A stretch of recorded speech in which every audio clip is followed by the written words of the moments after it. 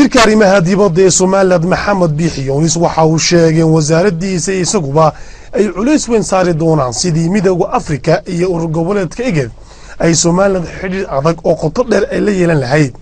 waraysi kooban oo uu siiyay TV-ga qaranka Soomaaliland ayaa Maxamed Biixi Yunis waxa uu ku yiri wallahi waa muhiim waana runtaa oo xoog maanu saaran intii hore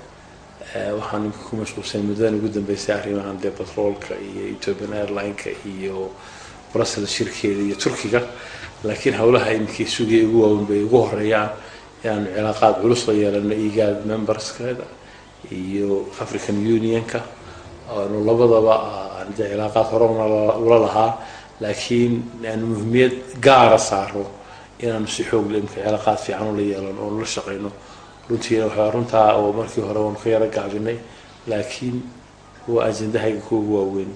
inaan cilaaqaad fiican la yeesho labada hay'adood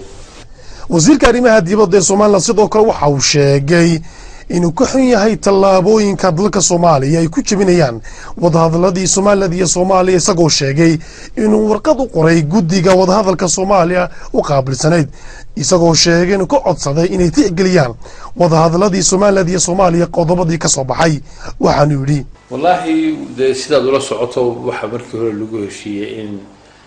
markay noqoto xagga resourceska si fiican loo qaybsado waxa lagu heshiiyay in wixii dhibaato keenay ee maaragtay sensitive in la iska ilaaliyo waxay igu muuqataa inay waxyaabo badan oo heshiiskii hore ahaa sidaanu daama qalay ama aanu qoraal ku aragnay especially qoladan hawada ee ICAO ay la saxdeen memorandum of understanding aanu aragnay inay ka yara xadgudbeen marka warqad baanu qoray wasiirkii tiirarkii lead gareynayay wada hadallada in aanu aragnay hawlahaasi inay ka xadgudbeen waxna ay u dhimi doonaan haddii aan degdeg uga noqon marka waxaan filaynaa inaan ka wada hadli doono aanan ogolaanayn inay waxyaabihii heshiiyay inay dhinac maraan diyaar uma nihin wasiir intuu kalba Washington ama London tago meel ka hadlo ilaa marka ka mas'uula waa dadkuna daawooyin runtu waxay tahay ninka xamar jooga ama London jooga ee maaragtay wasiirka dawladda Soomaaliya kuma jeclaan aflagaadayno laakiin xukunkeedu intuu gaarsay umadu waa ogtahay marka wadan 20 sano xor ahaa oo meel gaaray inuu nin iska hadlo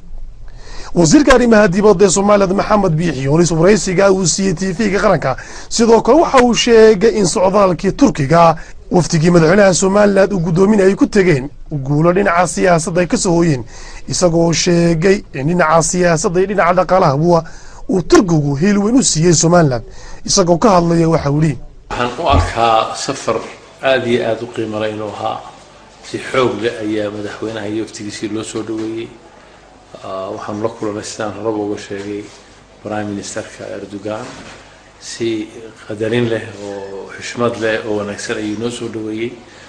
waxyaabaha weyn aad uga wada hadalay hadii aan u sheegno inaan jecelahay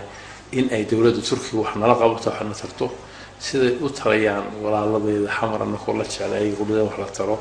laakiin maadaama aanu laba wadan oo walaala oo siman nahay wada hadalladiina ayagu ay nala wadaan in